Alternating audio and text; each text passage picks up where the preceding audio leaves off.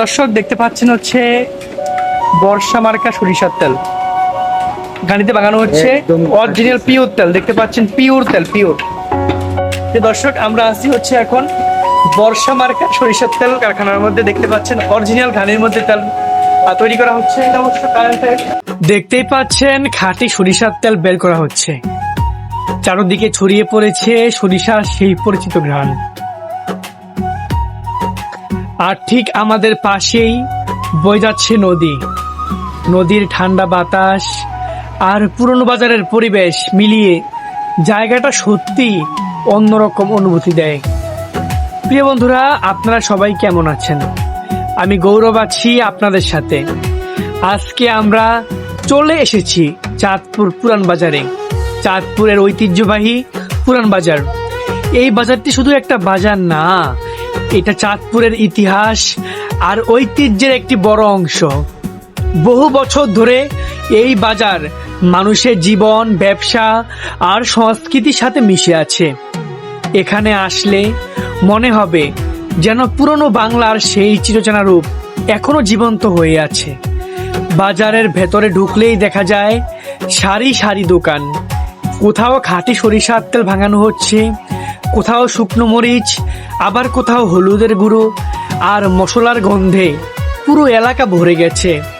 পুরনো কাঠের দোকান আর মানুষের ব্যস্ততা পুরো পরিবেশটাকে আরো জীবন্ত করে তোলে। এখানে নদীর টাটকা মাছের আলাদা একটা আকর্ষণ আছে।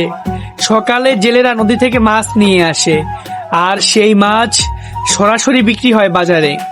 ইলিশ, কোরাল, বোয়াল থেকে শুরু করে নানা ধরনের দেশি মাছ, পাবদা, চিংড়ি একদম টাটকা অবস্থায় পাওয়া যায় এখানে।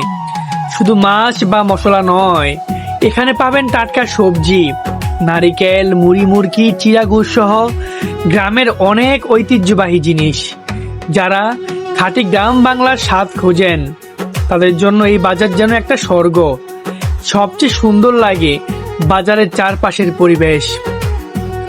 নদীর পাড়ে দাঁড়িয়ে দূরে নৌকা চলার দৃশ্য, মানুষের কোলাহল আর পাশে সুন্দর সুন্দর মন্দির দেখলে মনে হবে আপনি এক অন্য জগতে চলে এসেছেন। সন্ধ্যার সময় এই জায়গাটা আরো বেশি সুন্দর হয়ে ওঠে। নদীর বাতাস আর বাজারের আলো মিলে অসাধারণ একটা অনুভূতি তৈরি করে। চাঁদপুরবাসীর কাছে এই জায়গাটা অনেক আবেগের, কারণ এই বাজার শুধু কেনাবেচার জন্য নয়, এটা মানুষের স্মৃতি, ভালোবাসা আর জীবিকার একটা অংশ।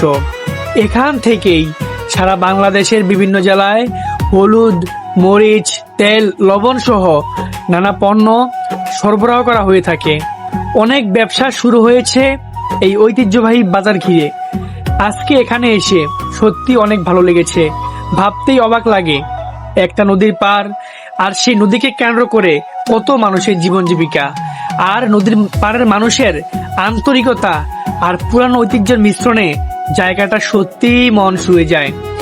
আপনাদের কাছে কেমন লাগে চাঁদপুরের এই সুন্দর দৃশ্য আর ঐতিহ্য? অবশ্যই কমেন্ট করে জানাবেন। আর যদি চান চাঁদপুরের আরো অজানা জায়গা, আরো ঐতিহ্য নিয়ে ভিডিও দেখতে, তাহলে পাশে থাকবেন গৌরবের সাথে। ভালো থাকবেন সবাই প্রিয় বন্ধুরা। দেখা হবে অন্য কোনো ভিডিওতে অন্য কোনো দিন।